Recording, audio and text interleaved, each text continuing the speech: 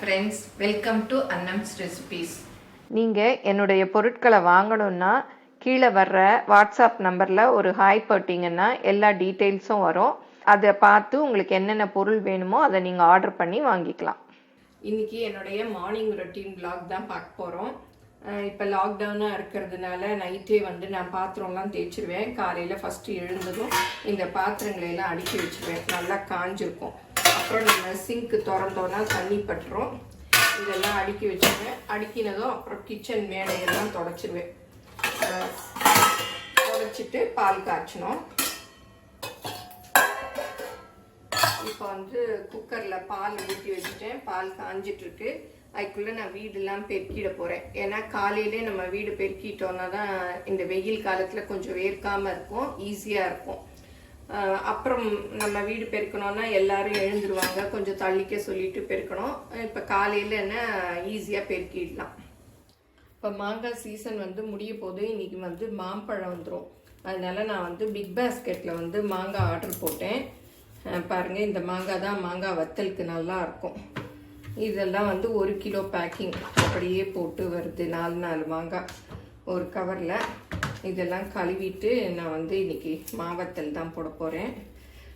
நான் ஏற்கனவே மாவத்தல் எப்படி போடுறதுங்கிற வீடியோ கூட போட்டிருக்கேன். அதோட லிங்க்கு கீழே கொடுக்குறேன் டிஸ்கிரிப்ஷனில், நீங்கள் பார்த்து போட்டுக்கங்க. இப்போ விட்டுட்டோன்னா இனி எல்லாமே பழுத்துரும். பாருங்கள், இப்போவே கொஞ்சம் பழமாக இருக்குது. இந்த மாதிரி அரைப்பழமாக இருந்தால் மாவத்தலுக்கு நல்லாயிருக்கும். இந்த மாதிரி பழத்தை நம்ம போடலாம். இது 3 கிலோ மாங்காய். இப்போ கழுவி இந்த மாதிரி துணியில் வச்சுட்டு காஞ்சதும் நறுக்கிட்டு உப்பு போட்டுக்கலாம். இப்போ மாங்காயோடைய இந்த காம்பு பகுதியெல்லாம் எடுத்துட்டு இந்த மாதிரி நறுக்கிக்கணும் 2 பீஸாக. இதை இப்படி பாதியாக நறுக்கிட்டு இந்த மாதிரி நறுக்கணும். இதே மாதிரி எல்லா மாங்காயும் நறுக்கிக்கணும்.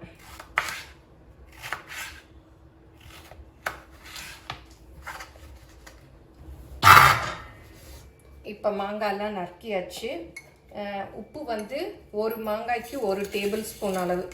இதான் டேபிள் ஸ்பூன். இந்த அளவு ஒரு மாங்காய்க்கு 1 டேபிள் ஸ்பூன் சரியாக இருக்கும். 12 மாங்காய்க்கு 12 டேபிள் ஸ்பூன் அளவு நான் எடுத்து வச்சுருக்கேன்.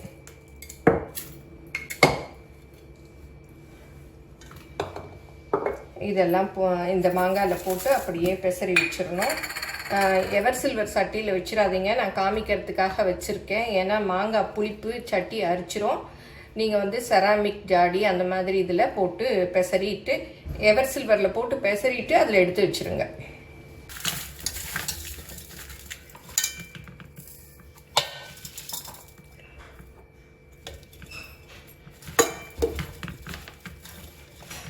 இன்றைக்கி மார்னிங் பிரேக்ஃபாஸ்ட்டுக்கு சுரக்காய் அடையும் தக்காளி பூண்டு சட்னி தான் செய்ய போகிறேன். இப்போ எப்படி செய்யலான்னு பார்ப்போம். 2 ஆளாக்கு இட்லி புழுங்கல் அரிசி, நம்ம இட்லிக்கு போடுவோம் இல்லையா, அந்த புழுங்கல் அரிசியை நல்லா கழுவிட்டு ஒரு 3 மணி நேரம் ஊற வச்சுருக்கேன். அதோட 3 வத்த மிளகாய், சீரகம் ஒரு அரை டீஸ்பூன், உப்பு தேவையான அளவு, 4 பல் பூண்டு, பெருங்காயம் இதெல்லாம் சேர்த்து இதை அரைச்சிக்கணும். அப்புறம் வெங்காயம் அதில் போட்டு சுடுறதுக்கு, கருவேப்பிலை, சுரக்காய் இந்த மாதிரி பிஞ்சாக எடுத்து வச்சுருக்கேன். இதில் பாதி அளவு நறுக்கிக்கலாம். நறுக்கிட்டு இதை தோல் சீவி துருவிக்கணும். விதை இருந்தால் விதையை போட்டுறணும். இதில் விதை இல்லை. இப்போ சுரக்காயெல்லாம் துருவியாச்சு. நான் இந்த சுரக்காயில் விதை இல்லாதனால அப்படியே துருவிட்டேன். நீங்கள் விதை இருந்ததுன்னா விதை எடுத்துட்டு அந்த சதையை மாத்திரம் துருவிக்கங்க.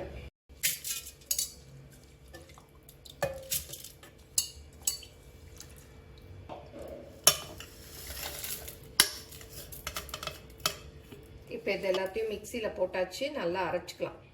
இப்போ அரைச்சாச்சு. இதை இந்த பாத்திரத்தில் ஊற்றிக்கலாம். இதில் இந்த துருவி வச்சுருக்க சுரக்காயெல்லாம் போட்டுடலாம்.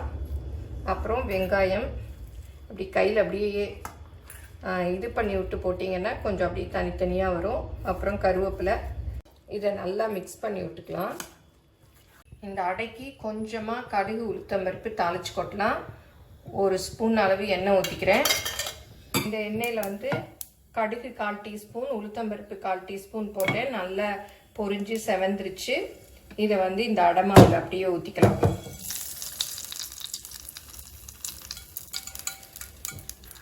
இதை நல்லா மிக்ஸ் பண்ணி விட்டுட்டு அடையாக ஊற்ற வேண்டியதுதான். ரொம்ப திக்காக இருந்தால் அடை மொத்தையாக இருக்கும். கொஞ்சம் தண்ணி போல் இந்த மாதிரி கரைச்சிக்கோங்க. அப்போ தான் லேசாக நல்லாயிருக்கும், கிறிஸ்பாக. வேறு இந்த அளவு இருக்கணும். இப்போ இந்த மாதிரி தோசைக்கல் வச்சு அதில் நல்லா எண்ணெய் தடவிட்டு இந்த மாவை அப்படியே ஊற்றலாம்.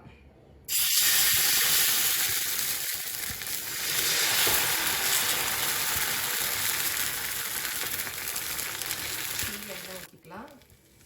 அடைக்கெல்லாம் கொஞ்சம் எண்ணெய் நிறைய ஊற்றினா தான் நல்லாயிருக்கும். இப்போ வெந்துருச்சு, திருப்பி போட்டுடலாம்.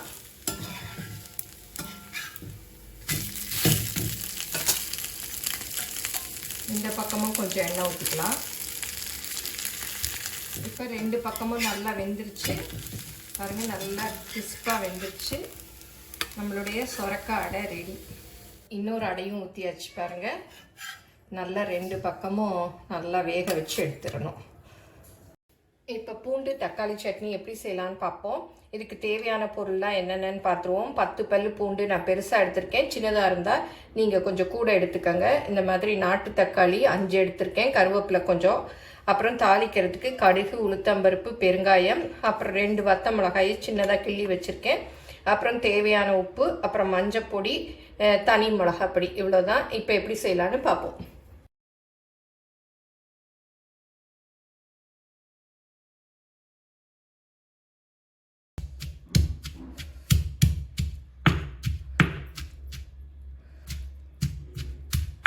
இந்த மாதிரி ஒரு பேன் வச்சு 2 டேபிள் ஸ்பூன் அளவு எண்ணெய் ஊற்றிருக்கேன். எண்ணெய் நல்லா காஞ்சிருச்சு. இதில் கடுகு, உளுத்தம்பருப்பு, பெருங்காயம், இந்த காஞ்ச மிளகாயை போட்டுக்கலாம். இதெல்லாம் நல்லா பொரிஞ்சிருச்சு. இப்போ தட்டி வச்சுருக்கோம் இல்லையா, அந்த பூண்டையும் போட்டுடலாம்.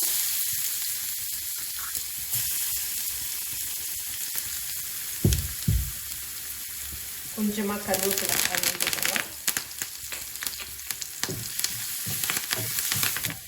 பூண்டு கொஞ்சம் நல்லா வதங்கணும். இப்போ உப்பையும் போட்டுக்கலாம். பூண்டு நல்லா வதங்கிருச்சு. நறுக்கி வச்ச தக்காளியை போட்டுடலாம். இந்த பேன் பத்தலை, இதில் மாற்றிக்கிறேன். பத்தும்னு நினச்சிட்டு வச்சுட்டேன், பார்த்தா பத்தலை. இப்போ மஞ்சள் பொடி போட்டுடலாம். முதலே உப்பு போட்டுட்டோம். இதுக்கு கொஞ்சம் ஒரு 1/4 டீஸ்பூன் அளவு மஞ்சள் பொடி, அப்புறம் 1 டீஸ்பூன் அளவு தனி மிளகாய் பொடி. உங்களுக்கு காரம் எவ்வளோ வேணுமோ அதை பார்த்து போட்டுக்கோங்க. நல்லா மிக்ஸ் பண்ணி விட்டுட்டு இதை ஒரு மூடியால் மூடி வேக விட்டுருவோம். இப்போ திறந்து பார்க்கலாம். பாருங்கள், நல்லா அப்படியே மசிஞ்சிருச்சு. இதில் கொஞ்சம் தண்ணி வேணால் கொஞ்சம் ஊற்றிக்கலாம். ஒரு 1/4 டம்ளர் அளவு ஊற்றிக்கலாம். தக்காளி மசியலைன்னா இந்த மாதிரி மேஷரை வச்சு கொஞ்சம் மசிச்சு விடுங்க. நல்லா கனிஞ்ச தக்காளியாக இருந்தால் மசிஞ்சிரும். இது நல்லா அப்படியே மேஷ் பண்ணி விட்டுருங்க. தண்ணி வந்து பார்த்து உங்களுக்கு வேணுங்கிற அளவுக்கு ஊற்றிக்கங்க. இப்போ திறந்து பார்க்கலாம். பூண்டு தக்காளி சட்னி நல்லா ரெடி ஆயிடுச்சு. அடுப்புலேருந்து இறக்கிடலாம். நல்லா மசிச்சு விடுங்க. திக்னஸ் வந்து உங்களுக்கு வேணுங்கிற அளவு பார்த்துக்கங்க. ஆன்லைனில் என்னுடைய பொருட்களை வாங்கணுன்னா shop.annamsrecipes.com அப்படிங்கிற சைட்டுக்கு போனீங்கன்னா என்னுடைய ப்ராடக்ட் லிஸ்டெல்லாம் இருக்கும். அதில் எது வேணுமோ அதை செலக்ட் பண்ணி நீங்கள் வாங்கிக்கலாம். Credit card, debit card options எல்லாம் இருக்குது. நீங்கள் ஆர்டர் பண்ணி வாங்கிக்கலாம். இன்றைக்கி இந்த விலாகில் சொரக்காயை வச்சு அடையும், பூண்டு தக்காளி வச்சு சட்னியும், மாங்காய் வத்தல் எப்படி போடுறதுங்கிறதையும் பார்த்தோம். இன்றைக்கி இந்த விலாக் இதோட முடியுது.